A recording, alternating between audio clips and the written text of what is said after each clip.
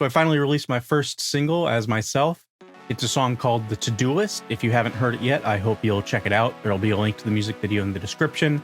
There's also a link to another video where I'm talking about the lyrics and the meaning behind the song.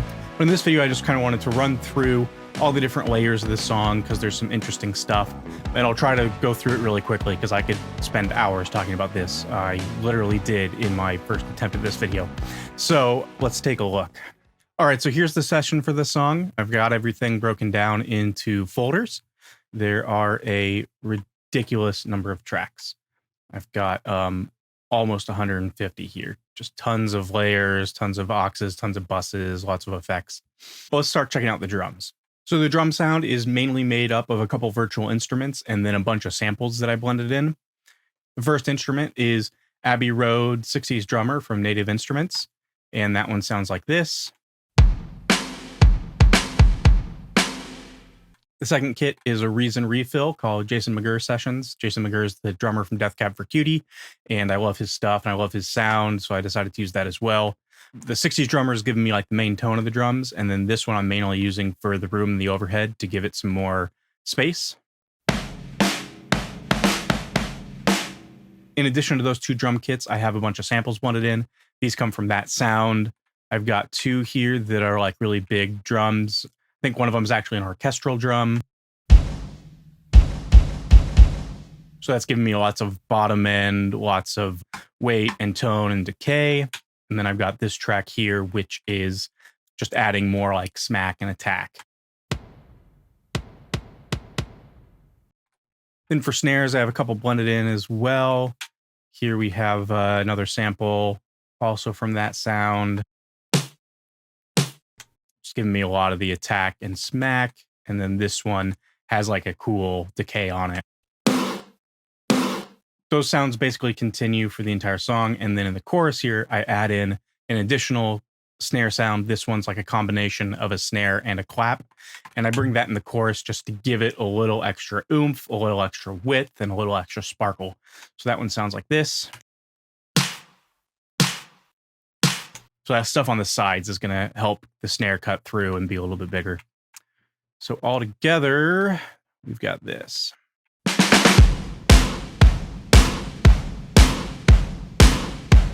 And then to make it even bigger, I'm adding some Abbey Road chamber. This thing is super cool.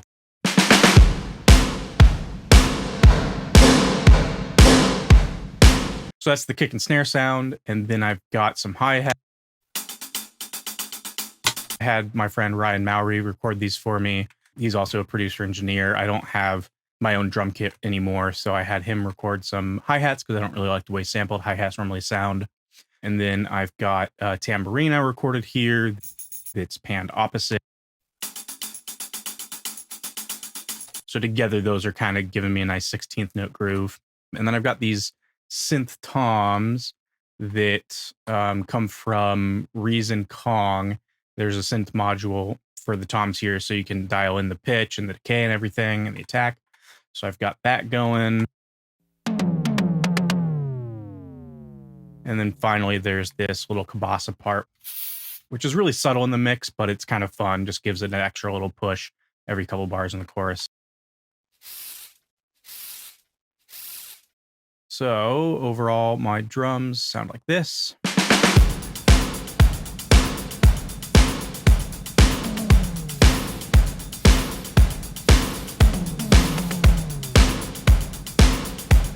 So in the chorus, I've got this nice solid 4 on the floor thing going and the 16th note groove, which you'll see accented in a lot of other parts I'll get into in a second. All right, so moving on to the bass. I have a few bass parts here. The first one is like the main part for the verse and the intro. I recorded this on my Schecter CV4, which I love. It's got a bunch of different pickup options, coil taps, series parallel on each of these two humbuckers. So you really get the sound you want dialed in. That's going into a Rupert Neve DI, which I love. Sounds awesome. That goes into a Vintech X73i, which is a great preamp for bass. So my raw bass sound was like this.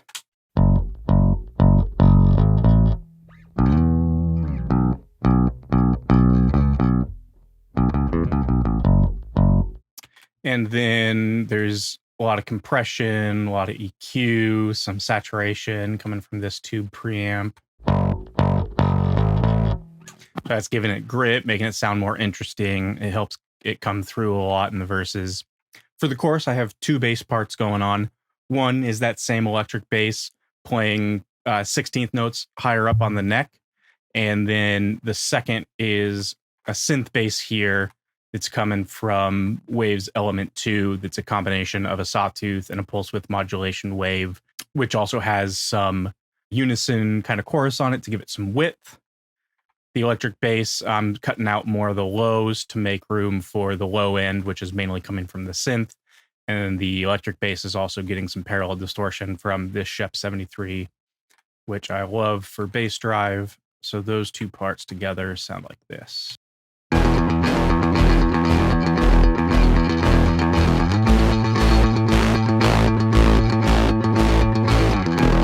So I liked that because the electric bass is giving me like a really driving kind of feel down the center. And then the synth bass is giving me width, all that low end, and that strong quarter note pulse. Moving on to keyboards and synths. The verse in the intro is mainly this sound.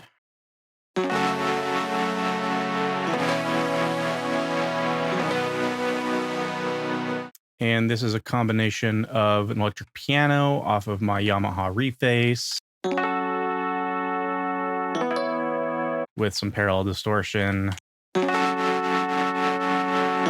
And then I've got this, which is 5 layers of trombone that I recorded really poorly. I'm relearning how to play. I haven't played in about a decade.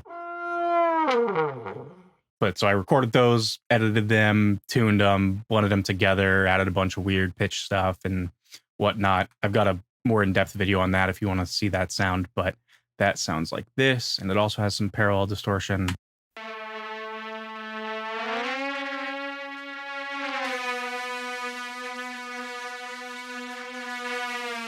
So if I wanted it to sound like a trombone, it would be a horrible trombone sound. But really, this is just in there to complement the electric piano, make it a little bit more interesting, add that glissando sound in between chords. And then finally, there's a synth layered in from my Roland Gaia. It's a simple sawtooth kind of thing.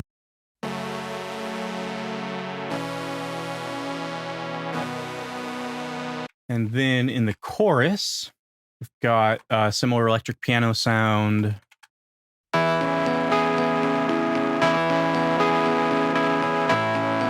But I also wanted it to be a little bit more interesting, and I wanted to accent the right hand. So I blended in this part, which comes from Sonic Academy A&A, and this sound was called VHS Flute, and you'll see why.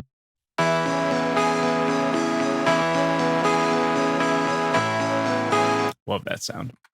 I've got another synth in the chorus. This came from the same synth. I didn't intend to put a part like this in there, but I just kind of started experimenting and I liked what it was doing.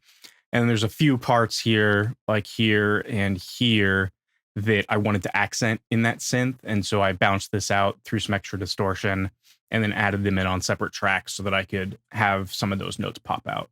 So that one sounds like this.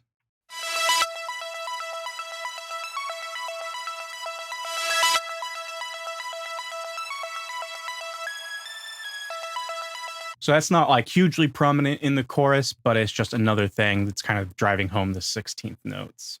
All right, and then for guitars, I've got these rhythm guitars.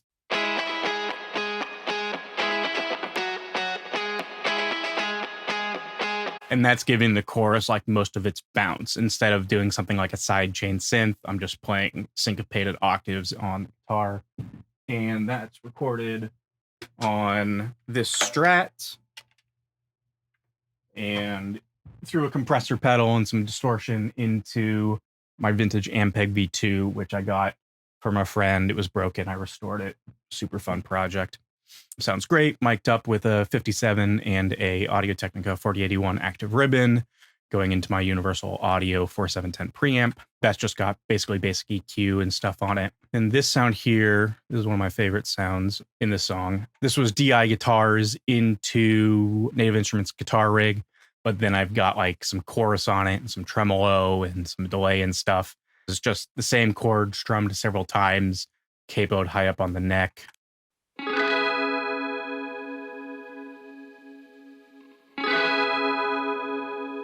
So it just adds that like pretty chimey kind of sound.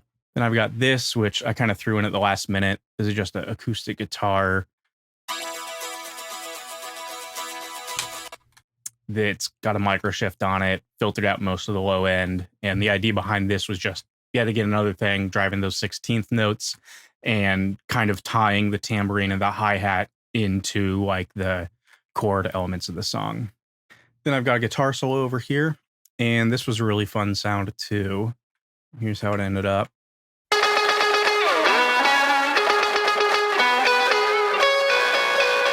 And this started as this track here. It says Scratch Lead Guitar 1 because originally I just recorded this so that I would remember the idea I was working on. I just turned on the only mic I had set up at the time to capture the idea really quick. And that happened to be a Shure Beta 56A, which was just sitting on my desk here. So this sound started out really horrible sounding and was just the amp across the room, but it was reflecting off the desk. So there was some weird comb filtering. There's some really nasty resonances in there. So I'm like notching out a ton of this 2K to make it a little bit more bearable. So really crappy guitar sound, but I wanted to try to incorporate it because I thought that would be fun. But to make it a little bit more palatable and make it a little more clear, I also recorded a double with the same setup as those other rhythm guitars. So all together.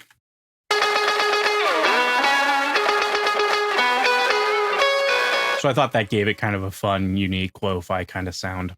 And then similarly in the final chorus, I have another lead guitar that comes in on the repeat. And that's the same kind of sound initially. A little bit more gritty, but then I also have some takes from, again, the scratch guitar from when I was recording that I ended up keeping. This was a DI into Native Instruments guitar rig with some delay on it to give it some stereo split. And then to make it even more crazy, I doubled that and added a whammy to take it up an octave to give it kind of more of like a synthy, glitchy character. So altogether, that lead sound at the end of the chorus sounds like this.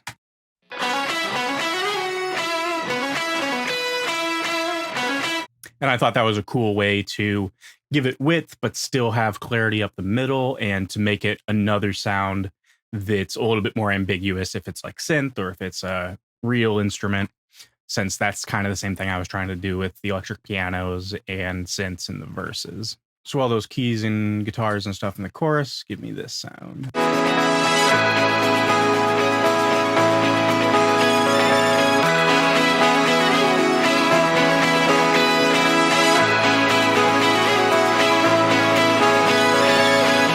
So it's pretty chaotic. It's really busy, but that's kind of what I was going for on this, is just kind of lots of stuff happening.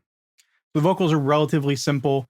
I've got 3 layers of the main lead that are tuned and edited a lot and doubled up to cover up my not super amazing voice. And then there's some falsetto takes blended in as well to give it more width and kind of more sparkly, airy stuff going on. I'll put it on the to-do list. And mainly just EQ and compression and stuff here. And then I've got a room reverb, plate reverb, hall reverb, RE201, and then an echoplex. In the verse, there's a couple more effects happening. First one's this throw delay. It's 'cause my words sound worn out. And then there's this response background vocal part. Just like me. And then to make that a little bit more interesting, I'm adding some parallel distortion from this device in the Reason rack on its circuit distortion mode. It does a bunch of different like kind of lo-fi stuff. This one I think is like a combination of a rectifier and some transistor overdrive that creates some like interesting lower harmonics. Just like me. So I really liked that. You know, most of the stuff I was just trying to do weird stuff that would be a little bit more unique sounding. Speaking of which, that leads me to my favorite part of the song, or at least the part of the song that was the most fun to work on. And that's this section called Weird Shit that starts with a delay trail from the solo here.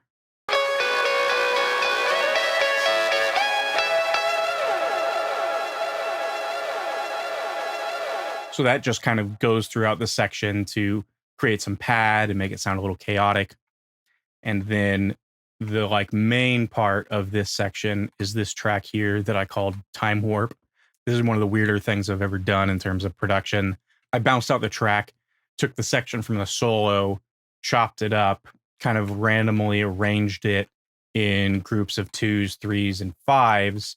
And then I put a distortion on it and a tremolo that's doing kind of a panning thing, and those get automated up as it goes, so they get more intense. The way I chopped it up, I have this section here where it time signature changes into kind of like a 5/8 thing.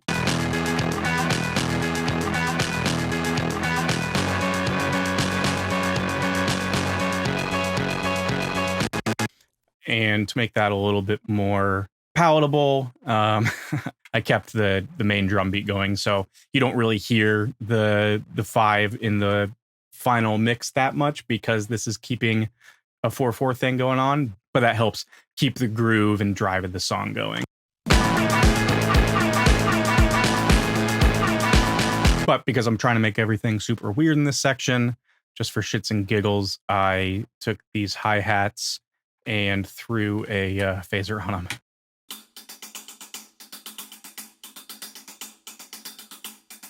Just so there's a little extra motion happening there. So then in addition to that, I've got a bunch of weird noise stuff going on. This stuff here is recorded off my guitar amp, going through a MXR Carbon copy and a Strymon Blue Sky reverb. I was just hitting notes and then manipulating those controls to get some self-oscillation and just weird noises.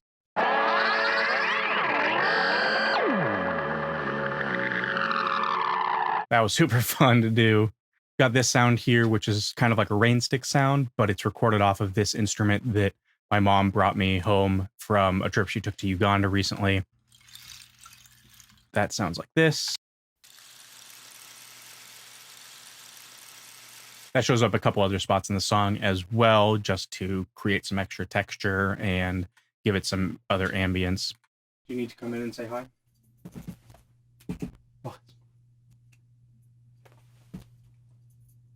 Then there's also some noise from my Roland Gaia synth. I just used a noise oscillator with a low pass filter on there that I just kind of manipulated randomly to get some weird chaotic noise.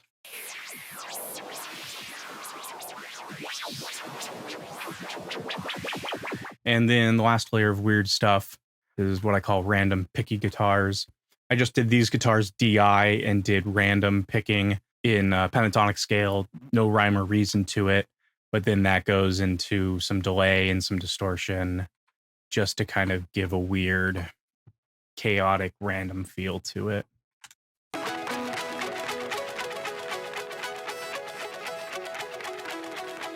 So altogether, this weird shit section sounds like this.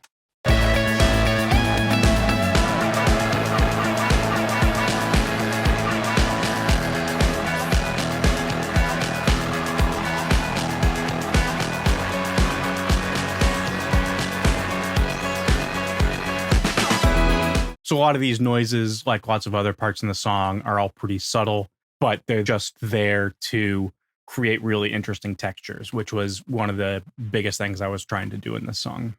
So anyway, that's a quick look at everything I have going on here. Again, I could talk about this forever. So if there's anything that you'd be interested in seeing in more detail, or if you want to see more of like the mixing side of this, let me know in the comments and I can make some more videos. Anyway, again, if you haven't checked out the song, I hope you will. There will be a link in the description to the music video and to the song on Spotify. And there's also another video about the lyric of the song and kind of the meaning behind it. So anyway, I hope you like the song. I hope this is interesting. And yeah.